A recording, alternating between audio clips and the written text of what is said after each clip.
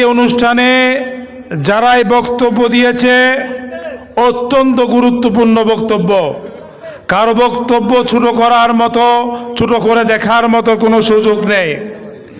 এইসব বক্তব্য হয় হোটেল রেডিসন ব্লুতে, এইসব বক্তব্য হয় শেরাটনে, এইসব বক্তব্য হয় সোনারগাঁই সেমিনারে।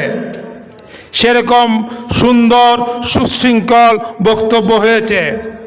এটার কারণ হচ্ছে এই এলাকায় এরকম গণ্যমান্য, এরকম সুদীজন অতীতে জন্মগ্রহণ করেছিলেন বলে তার ধারাবাহিকতায় আপনারা এইসব লোককে আপনারা পেয়েছেন।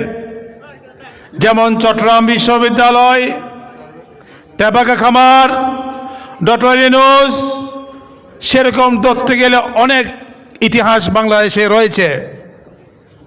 এই ক্লাবের প্রসঙ্গ যদি আমি বলি, 1768 সালে জেনেভায় কিছু লোক একটা সংঘ করেছিলেন।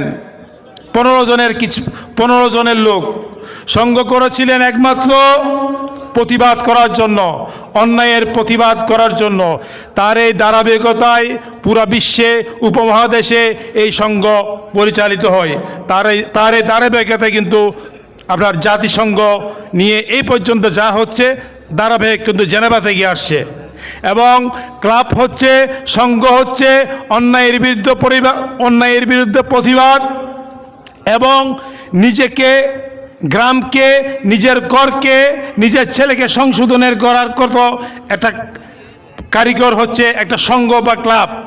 সুতরাং আপনাদের মনোযোগ দিতে হবে সন্তান কি করছে, আমার ছেলে কি করছে, এলাকায় কি হচ্ছে, কোনো সাংঘর্ষিক নয়, তাদের বোঝাতে হবে। আমার বন্ধুবর যা বলেছে, একটা সেমিনার করতে হবে, অন্তত বছরে 4টা সেমিনার করতে হবে এবং সেই সিদ্ধান্ত আপনারা নেবেন। আমি এই ক্লাবকে দেওয়ার মতো আমার কিছু নেই। আসলে আমার সাথে পূর্ব এদের সাথে কথা হয়েছে এবং আমি মাসে যেটা সিস্টেম আপনাদের আছে সেখানে আমাকে যুক্ত করলে আমি আপনাদের প্রতি কৃতজ্ঞ থাকব। ইনশাল্লাহ আমাকে সাথে পাবেন, আমি সবসময় আছি। আমি আপনাদের প্রতি আবারও কৃতজ্ঞতা জানাচ্ছি। কৃতজ্ঞতা জানিয়ে আমি আমার বক্তব্য শেষ করছি। আসসালামু আলাইকুম ওয়া রাহমাতুল্লাহি ওয়া বারাকাতুহু।